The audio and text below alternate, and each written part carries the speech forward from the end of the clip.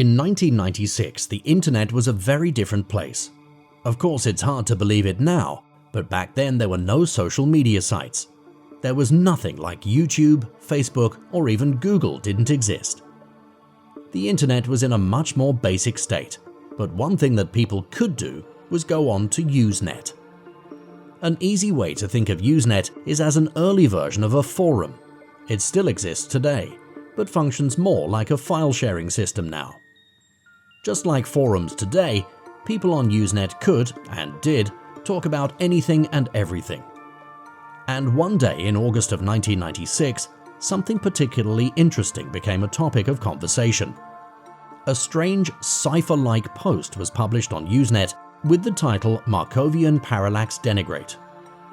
It was a seemingly random chain of words, and it made no sense at all. Making things even stranger was that hundreds of other similar posts, all with the same title, followed this original one. To this day, nobody knows what the strange messages of the Markovian Parallax Denigrate mystery mean. There are theories, of course, but even after over 20 years of searching, there are no clear answers. In today's video, we're going to be examining the Markovian Parallax Denigrate mystery and the many theories that people have come up with over the years to try and explain it. Let's start by taking a look at the original post on the Usenet board alt.religion.christian.boston-church from way back in 1996. It seems like gibberish, right? Well, perhaps not. One theory about the Markovian Parallax Denigrate is that it is actually a cipher intended to provide information to spies. What looks like random nonsense to us might actually be a coded message which could be broken if a person had the right key.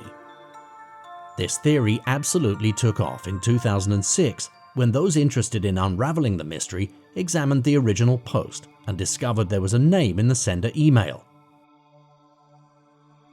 That name was Susan Lindauer.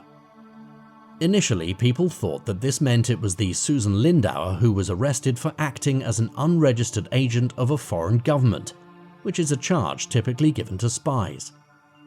This Susan Lindauer is also well known for belief in conspiracy theories. Because of the nature of her charge, many thought Susan may be a spy herself. Others thought that the posts might be intended to create a misinformation campaign about Susan Lindauer. However, this Susan Lindauer has completely denied any connection with the mystery, and so has another Susan Lindauer, the one whose email address it is. The Susan Lindauer with the email address was a student at the University of Wisconsin at Stevens Point, the UWSP part of the email address. This Susan Lindauer also denied any connection to the Markovian Parallax Denigrate mystery. Therefore, it's more than likely her email address was just taken without her knowledge to post the message. Whoever was posting the messages used several email addresses, but these details, along with the other messages, are hard to track down because so much time has passed. So we're no closer to knowing who started the Markovian Parallax Denigrate mystery. We're also no closer to understanding what it all means. If the posts are really a cipher for spies, then nobody has come forward to claim them, and nobody ever came close to cracking what they mean. Another theory to explain the purpose of the posts is that they're actually a way of programming chatbots. It's important to remember the internet was still in its very early stages in 1996, when things such as AI were still being refined. A Markov chain is a process that can be used to create things such as chatbots and spam bots, which may have been where the posts got the first part of their name.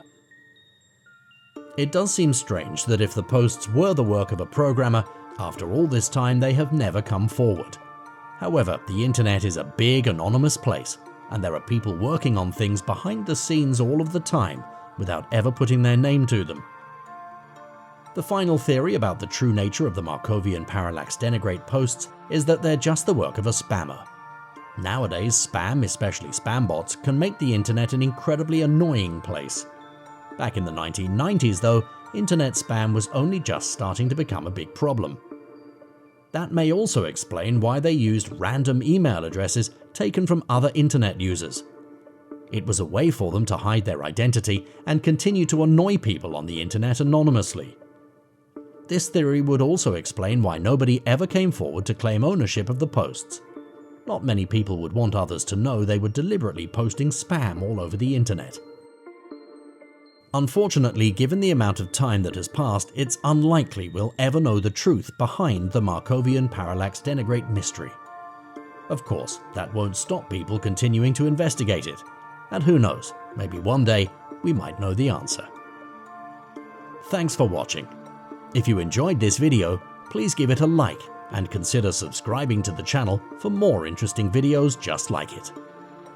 If you want more internet mysteries, be sure to visit our YouTube homepage and check out our videos. We will see you in the next video.